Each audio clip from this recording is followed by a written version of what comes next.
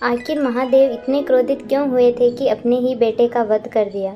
एक बार की बात है, माँ पार्वती कैलाश पर्वत पर बैठी थी और उन्होंने अपने शरीर से मैल उतारकर एक बच्चे का स्वरूप बनाया और उसमें जान डाल दी। माँ पार्वती ने उस बच्चे का नाम गणेश रखा और उन्होंने उसे अपना पुत्र स्वीकार कर लिया। एक दिन माँ पार्वती स्नान करने जा रही थी। उन्होंने गणेश को बुलाया और कहा कि पुत्र, मैं स्नान करने जा रही हूँ, तुम द्वार पर बैठो और मेरी प्रतीक्षा करना और ध्यान रहे कि कोई भी अंदर ना आ पाए। गणेश जी ने कहा, जो आज्ञा माते, आप निश्चित रहिए, मैं आपकी आज्ञा के बगैर किसी को भी अंदर नहीं आने दूंगा। माँ पार्वती गणेश को दरवाजे पर खड़ा करके स्नान करने चली जाती हैं और गणेश दरवाजे पर पहरा दे रहा है। इतने में भोलेनाथ नंदी आते हैं। नंदी ने महादेव से कहा कि महादेव, ये बालक कौन है। फिर महादेव जी ने नंदी से कहा कि तुम जाकर देखो। नंदी गणेश जी के पास जाते हैं और पूछते हैं कि हे छोटे बालक, आप कौन हैं। तो गणेश जी उन्हें बोलते हैं कि मैं आपको क्यों बताऊं। तो नंदी ने कहा कि ठीक है, मैं स्वयं जाकर माता पार्वती से ही पूछ लेता हूं। तो गणेश अपनी मोटी गदा उठाते हैं और जोर से नंदी को मारते हैं। यह देखकर महादेव को बहुत क्रोध आया। उन्होंने कहा कि उस बालक की इतनी हिम्मत कि तुम पर हाथ उठाया। फिर भोलेनाथ गणेश के पास आते हैं और गणेश उन्हें भी अंदर जाने से टोकते हैं। भोलेनाथ ने कहा कि ये मेरा घर है और मुझे इसमें जाने से कोई नहीं रोक सकता है। गणेश ने कहा, जो भी हो, लेकिन आप अंदर नहीं जा सकते हो। तो भोलेनाथ ने कहा कि तुम इतने धूर्त कैसे हो सकते हो। इस पर गणेश ने कहा कि धूर्त तो आप हैं, जो मेरे मना करने के बाद भी अंदर जा रहे हैं। महादेव ने कहा कि तुम मुझसे बहस कर रहे हो, मैं तुम्हें भस्म कर दूंगा। तो गणेश ने कहा कि मैं पार्वती पुत्र गणेश हूँ और मेरा कोई कुछ नहीं बिगाड़ सकता है। भोलेनाथ ने कहा कि सामने से हट जाओ। गणेश ने कहा कि मेरी माँ का आदेश है कि जब तक वो स्नान करके बाहर ना आए, मैं किसी को अंदर ना जाने दूँ। मैं अपना प्राण त्याग सकता हूँ, लेकिन यहाँ से हटूंगा नहीं। गणेश ने कहा कि आप वापस लौट जाओ, वरना मुझसे बुरा कोई नहीं होगा। तो भोलेनाथ ने कहा कि तेरी इतनी हिम्मत, और उन्हें बहुत क्रोध आ जाता है और वह अपनी त्रिशूल निकाल लेते हैं। इतना देखकर गणेश भी अपनी गदा उठा लेता है और दोनों के बीच घमासान युद्ध हो जाता है। गणेश का वार भोलेनाथ पर भारी पड़ता है और गणेश अहंकार में हंसने लगता है। महादेव गणेश पर दोबारा वार करते हैं।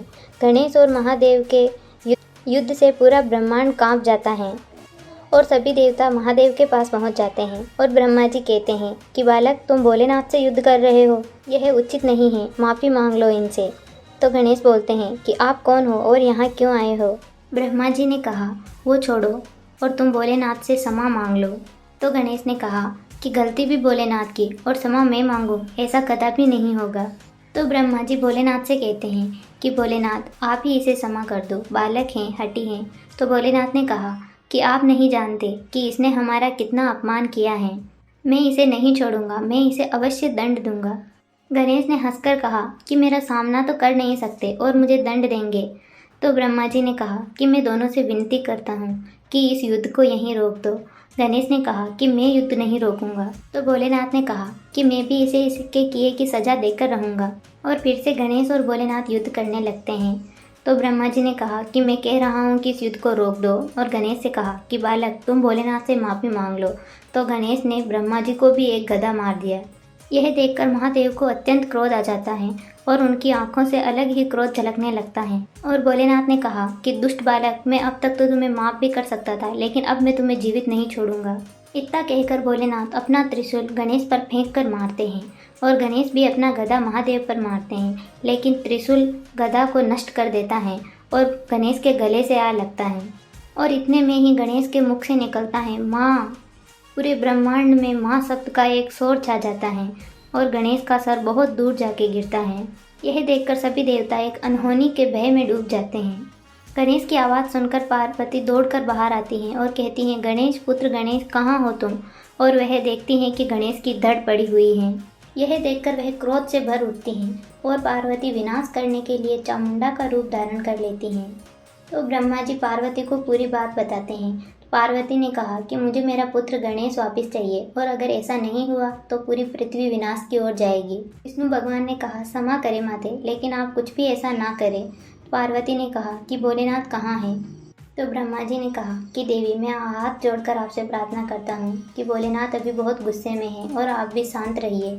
फिर सभी देवता भोलेनाथ को तपस्या से जगाने जाते हैं पार्वती अपने 9 रूपों में आ गई हैं और विनाश की ओर बढ़ रही हैं। माता पार्वती ने कहा कि भोलेनाथ, मेरे पुत्र गणेश को अभी जीवित करो, वरना मैं भी अपने प्राण त्याग दूंगी। भोलेनाथ ने कहा, मुझे क्षमा करे देवी, मैं अभी पुत्र गणेश को जीवित कर देता हूँ, लेकिन गर्दन कहाँ है? दोनों चारों ओर गर्दन खोजते हैं लेकिन नहीं मिली।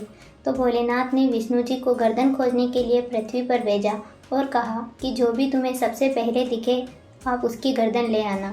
विष्णु जी पृथ्वी पर जाते हैं और जाकर सबसे पहले देखते हैं तो उन्हें एक हाथी का बच्चा नजर आता है और वह उसकी गर्दन लेकर आ जाते हैं। भोलेनाथ पार्वती को सब समझा देते हैं और कहते हैं कि देवी, मेरे पास इसके अलावा और कोई रास्ता नहीं। पार्वती ने कहा, जो भी हो, मेरा पुत्र जीवित होना चाहिए बस।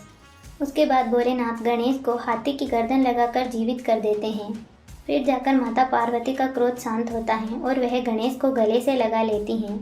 फिर गणेश भोलेनाथ से क्षमा मांगता है और भोलेनाथ भी उसे गले से लगा लेते हैं। इसीलिए हम देखते हैं कि भगवान गणेश जी के हाथी का सर लगा हुआ है। यह थी गणेश वध की कहानी।